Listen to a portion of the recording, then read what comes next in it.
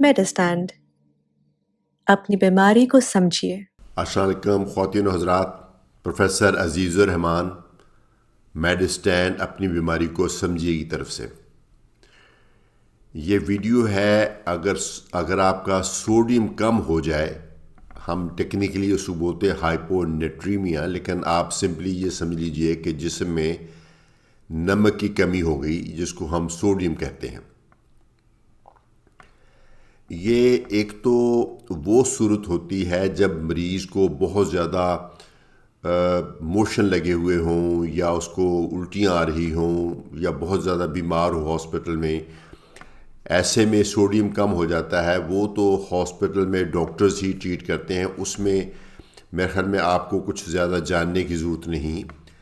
لیکن یہ ویڈیو اس کیس کے لیے ہے، ان کیسز کے لیے ہے جو لوگ اکثر بزرگ ہوتے ہیں، اکثر ان کو کئی طرح کی بیماریاں، دل کی بیماریاں، لنگز کی، جگر کی بیماریاں ہوتی ہیں، یا ویسے اتنے بزرگ ہوتے ہیں کہ ان کا کھانا پینا کم ہو جاتا ہے، یا سٹروک کے پیشنٹ ہوتے ہیں۔ تو ایسے میں جب وہ ٹیسٹ کراتے ہیں تو اس میں سے دیکھا جاتا ہے کہ سوڈیم کم آ گیا۔ اور بھی لیبارٹری ابنارملٹیز آ سکتی ہیں، لیکن یہ ویڈیو پرٹیکولرلی سوڈیم کم ہونے کے بارے میں۔ تو سوڈیم وہ ہے جو ہم نمک کھاتے ہیں، اس کو ہم سوڈیم بولتے ہیں۔ تو وہ نارملی ایک ہیلدی بندے میں 135 سے لے کر 145 تک ہونا چاہیے۔ جو بھی آپ کی ایج ہے، میل ہے یا فیمیل ہے، سب میں 135 سے لے کر 145 تک ہونا چاہیے، تو ٹھیک ہے۔ اگر یہ 135 سے کم ہے تو پھر اس کا مطلب ہے اس کو ہم کہیں گے لو سوڈیم۔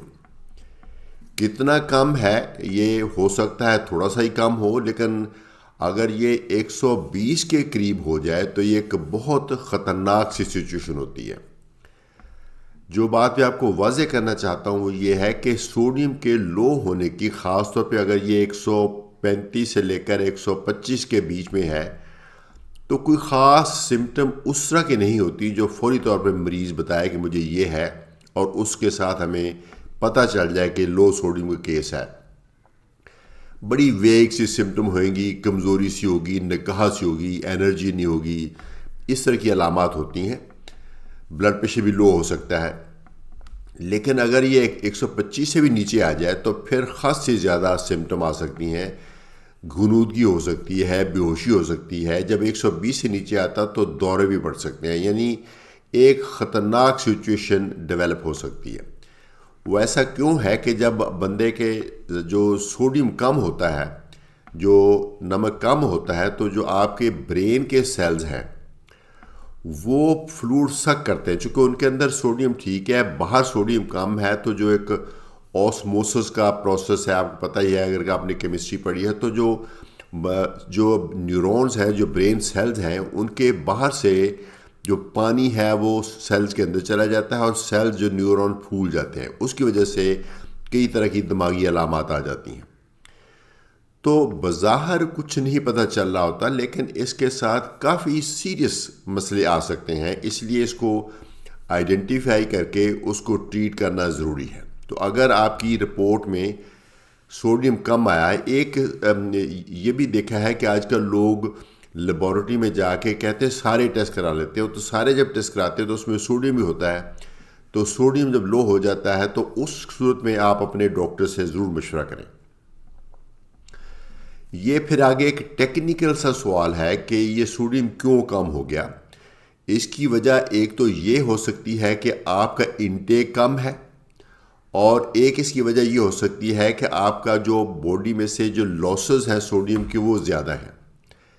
اکثر یہ کئی ادویات بھی ہوتی ہیں، جو دل کے مریض ہیں، جو جگر کے مریض ہیں، جو گردوں کے مریض ہیں، جو بلڈ پریشر کے مریض ہیں، ان کو کئی دفعہ ہم ایسی ادویات دے رہے ہوتے ہیں جس میں سے نمک خارج ہو رہا ہوتا ہے۔ تو ایسے میں سوڈیم کم ہو جاتا ہے۔ تو آپ کے کیس میں ڈاکٹر یہ ڈٹرمن کرے گا کہ آپ کے سوڈیم کم ہونے کی کیا وجہ ہے۔ اگر تو سوڈیم کی کمی ہے، کم لینے سے آپ نے کھایا کم ہے، تو پھر آپ کو سالٹ تھوڑا سا سپلیمنٹ کریں گے، اور اگر وہ لاسز زیادہ ہو رہے ہیں تو اس ٹریٹمنٹ کو وہ ریوائز کریں گے۔ لیکن کئی دفعہ سالٹ ہم نے خود سے کم کیا ہوتا ہے کئی بیماریوں میں، تو وہ ڈاکٹر ڈیسائیڈ کرے گا کہ کتنا ہم سالٹ دے سکتے ہیں، کتنا اس پیشنٹ کے لیے سیف ہے۔ لیکن ایک وجہ اور بھی ہے، کئی دفعہ نہ انٹیک کم ہوتی ہے نہ لاسز زیادہ ہوتے ہیں، لیکن ایک اور وجہ سے جو کہ ٹیکنیکلی بہت کمپلیکیٹڈ کانسیپٹ ہے، اس لیے آپ نہیں سمجھ پائیں گے، نہ میں اس کو سمجھانے کی کوشش کروں گا، لیکن اس میں آپ کی باڈی میں نمک ہوتا پورا ہے، لیکن آپ کی باڈی میں پانی کی مقدار بڑھ جاتی ہے۔ تو یہ سچویشن ایک کافی حد تک مشکل ہوتی ہے ڈیل کرنے۔ اس کو پہلے سٹیپ کے طور پہ پانی لینا کم کیا جاتا ہے، پھر اس کے بعد کئی طرح کی ادویات بھی دی جاتی ہیں۔ تو مقصد کہنے کا یہ ہے کہ اگر رپورٹ میں سوڈیم کم آیا ہے تو اس کو آپ ایک دفعہ ڈاکٹر سے ضرور مل لیجئے۔ اس کے کئی طرح کے سلوشنز ہیں، آپ کے لیے کون سا بیسٹ ہے وہ آپ کے ڈاکٹر بتائیں گے۔